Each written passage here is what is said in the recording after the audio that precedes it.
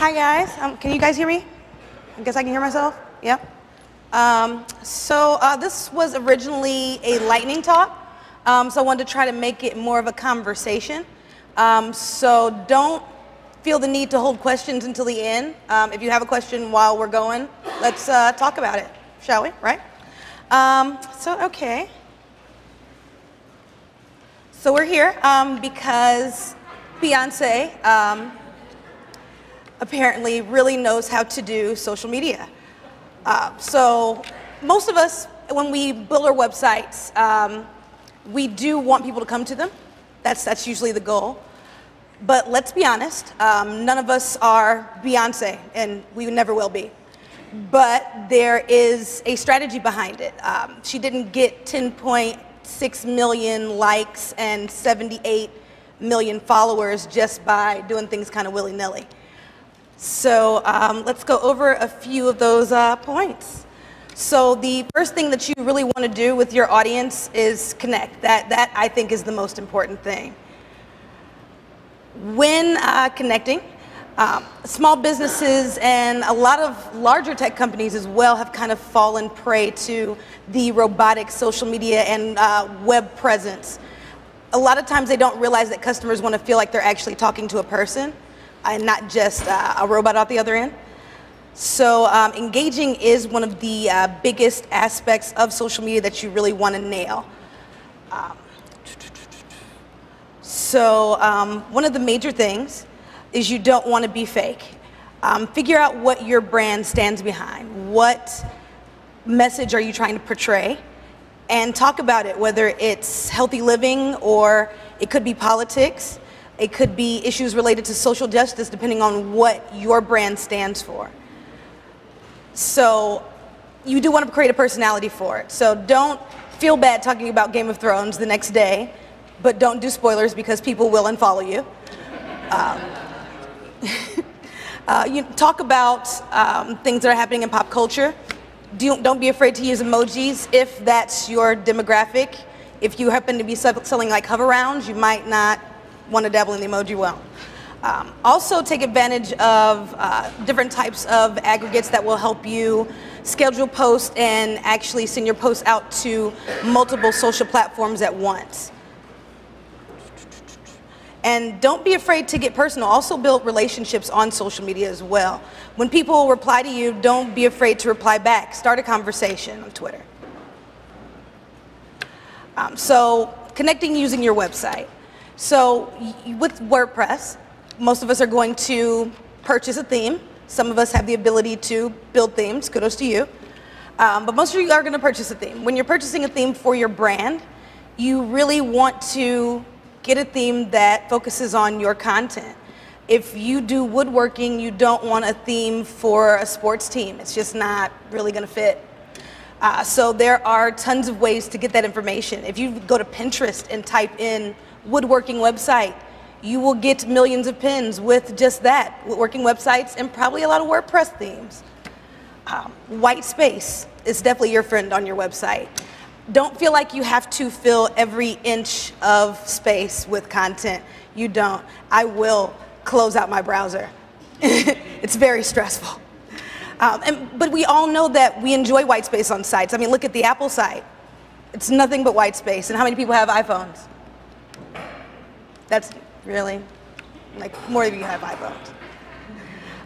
Another thing that's really important, fonts. Your font can kind of make or break your site. If I'm coming to your site for maybe some type of computer hardware, I don't want to see Comic Sans. That worries me. But if you are a comic illustrator, you might want to use Comic Sans. Really? Well, don't use Comic Sans ever. It's never appropriate then.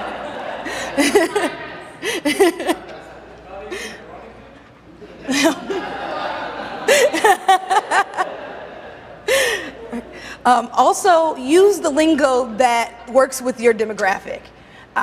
If you sell antiques and you have an older demographic possibly, you don't want to use things like YOLO or FTW, things people might not understand. But if you do have a younger market, then you do want to figure out what people are using that are attracting likes that may work for hashtags that work for your industry. So you do definitely want to identify your brand. It's extremely, extremely important. A lot of times in identifying your brand, you can leverage the competition. Look and see what other people in your industry are doing, and don't be afraid to kind of use it. It's obviously working. People are looking at it. It's not always, you know, it's great to be different and unique, don't get me wrong, but you don't always have to like totally go out on a limb. Like, don't reinvent the wheel. It's been done. Just use it. There's a template already. You want to definitely target your market. I always recommend, you do have to spend a little bit of money, buy a few Facebook ads. Also, those recently now convert to Instagram sponsored posts as well, which is pretty awesome. Don't be afraid to buy ads on Twitter. But also, in doing that, you don't want to target everybody from the ages of 11 to 63 in the United States. That's kind of a waste. Figure out who's looking at your industry, who wants your content. Do your research. Also, when you are considering your identity, you do want to make sure that what you're putting on your website matches your social media.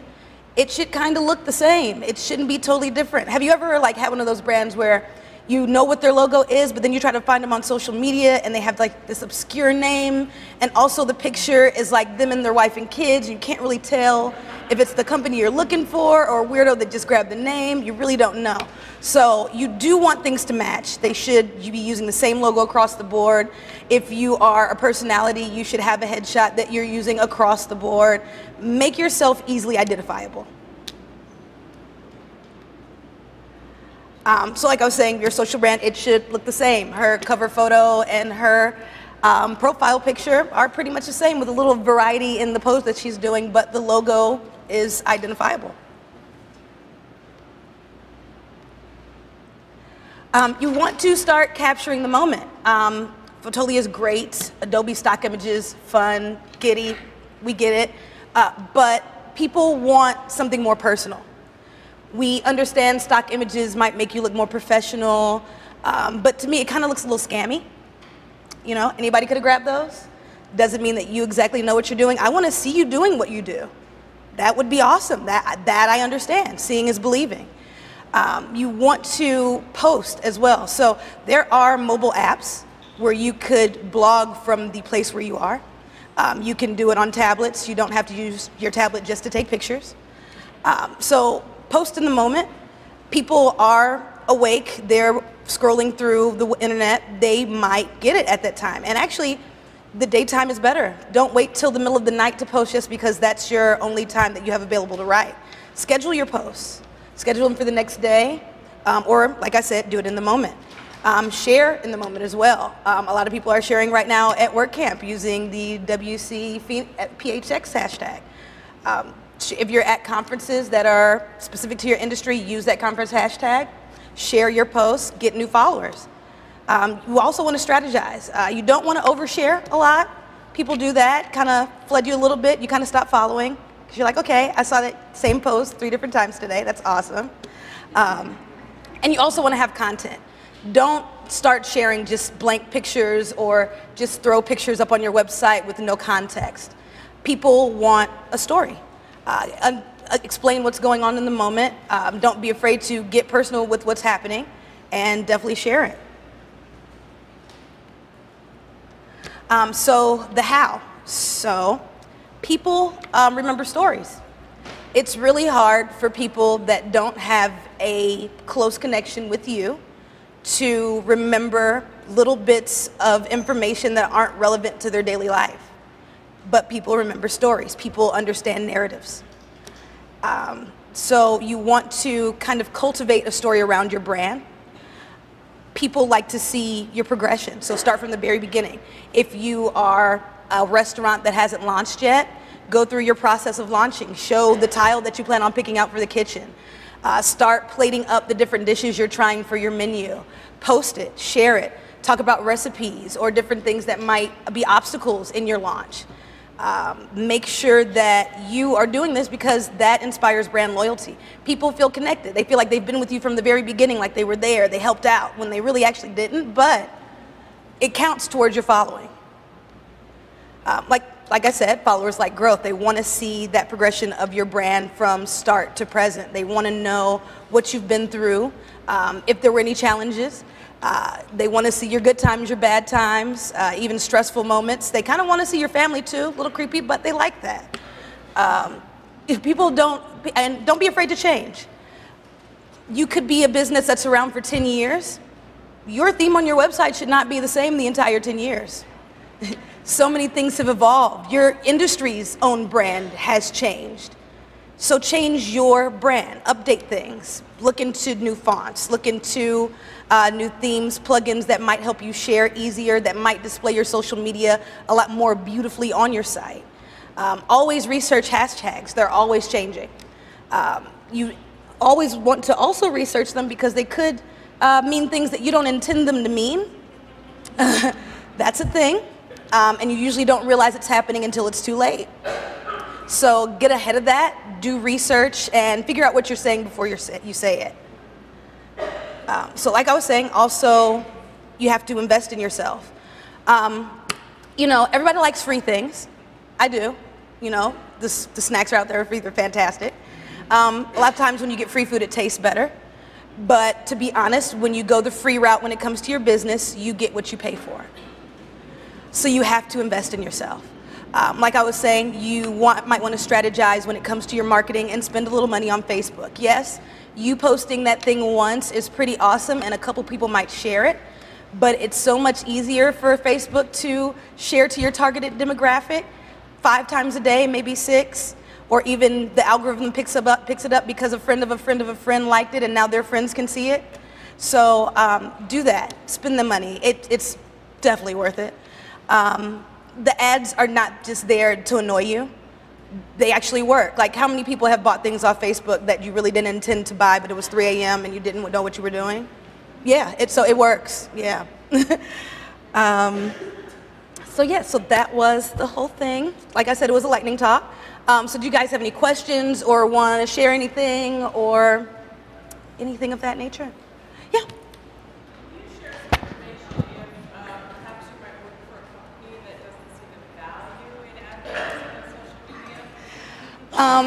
So basically, the question was tips if the company that you're working with doesn't think advertising on social media is important.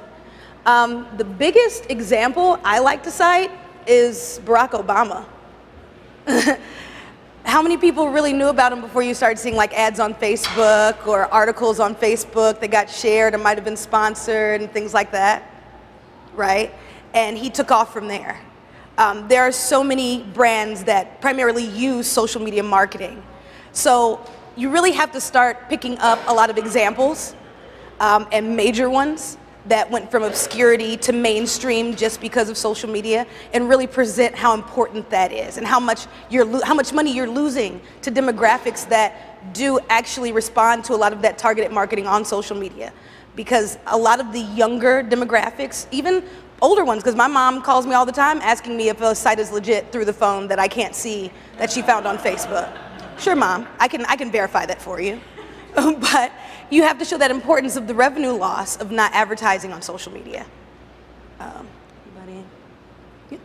So how do you deal with like reputational things? So if you have an angry customer or angry person that you worked with and they're going on your social media and either posting bad reviews or kind of like, we have a couple through a nonprofit that are kind of harassing other people on the page itself. What do you do with that? Like, do you respond to them? Do you ban them? How do you have like a kind of strategy you go through for those? Okay, so what do you do? So what do you do if either you have a customer that had a bad experience and now they're coming to you on social media, or you're dealing with what are now known as trolls? You really want to choose your battles. That's really a big thing, and you want to respond based on your brand. I think a good example are like Wendy's. Wendy's responds to things fantastically on Twitter, but that's their brand. They're snarky on Twitter. That's a part of what they do. If you are selling biblical literature, you may not want to respond like that. That could hurt your brand. So sometimes you do have to kind of ignore it and let it roll off your back, or a lot of brands will issue statements that don't directly target the people involved, but do make it known that we see what's happening. We're attempting to address the issue as best we can, and not to worry because we understand that this is going on in the background. Now, a lot of times if it's also a customer, I say do as much as you can, because some people just want to argue. They don't want a resolution. They might have had a bad experience. You sent them an item and then you sent them the wrong item. People are human, they make mistakes. But some people don't actually want the resolution. They've had a bad day, so it's trickling down to you now. So you could try to do the best you can, offer whatever you can, within reason, of course, because if you can't deliver, that's a whole nother situation. But you do want to respond when you can and really vet whether it's necessary every time, because it's really not, and people are just trying to pull you into a situation that you just don't want to be in. Yep. I have a client and I do social media messaging for him. He made the unfortunate mistake of establishing a Twitter account in his name instead of in his company's name. It's been a few years. I know a lot of people can't see what he sees, but he's got a lot of people out there making comments. It doesn't show up in his feed, obviously. I've removed a couple of them because I just found them upsetting to look at. Is there a way to, if you were to start something in the name of his company, like you should have, is there a way to get normal followers to go there? Like, how would I do that? Okay, so basically working with a client who, instead of using their brand name, use their personal name, and is kind of rolling with it. Definitely set one up in their brand name behind their back if they want to fight you about it. I personally would. And I would build a following behind it. You may not be able to grab the followers that he already has, but go through those followers, figure out how they found him, why they're following him, what they're looking for, and try to present that via hashtags and things that they can easily find as well. Try to convince him to give you access to that other account, maybe. I don't know. That's okay. So definitely start directing a lot of the people that may be there for the business and not him personally to that new business account. And try to get him to stop tweeting business things, because, okay.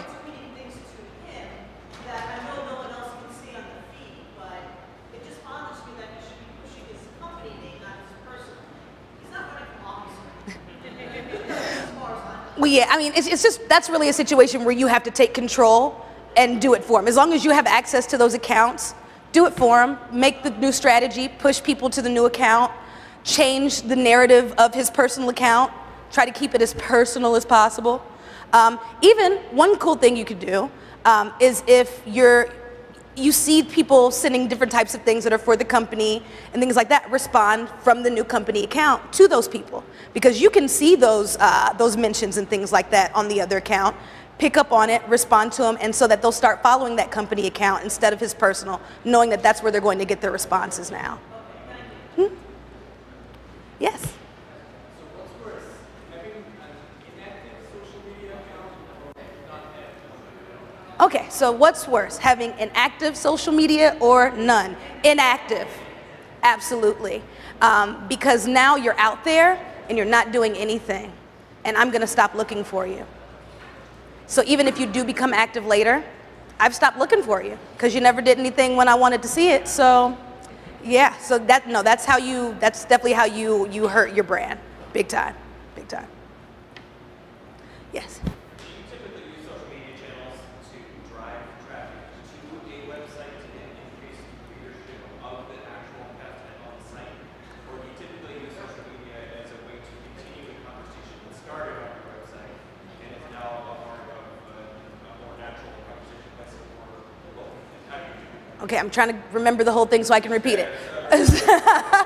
Okay, so basically, do you want to use social media to drive people to the content, or do you want to use social media to continue the conversation from the content? Both. Absolutely, emphatically both. And there's no one that you want to do more than the other. You want to do them both equally. A lot of times there aren't things that you wouldn't find without Facebook or Twitter. And a lot of times there are conversations about posts that you'd rather have publicly than on the comment thread on your site, because it can drive engagement from people that didn't even know you existed just because they're picking up on this conversation. Or it could be a conversation that's so great that you start getting picked up by other outlets because of that conversation. So definitely you want to push it to the website, but you also want to push people to social for the conversations from the site. So you do want to be pushing your content out and pulling people in at the same time. I know it's a lot, push and pull, but you got to. No, that's fine. Is there one channel or one social media network that's better for push and pull operations than the others? You know what? So as far as a social media outlet being better or worse than another when it comes to that push and pull, it really depends on your brand.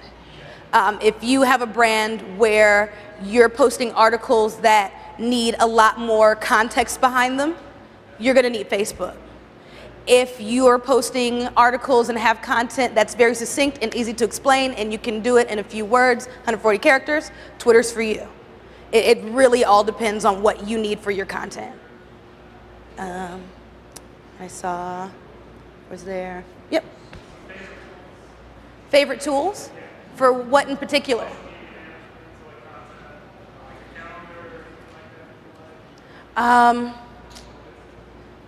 Let's see. As far as tools go, I mean, to be honest, I still use like things like TweetDeck. Mobily, my favorite right now is Uber Social.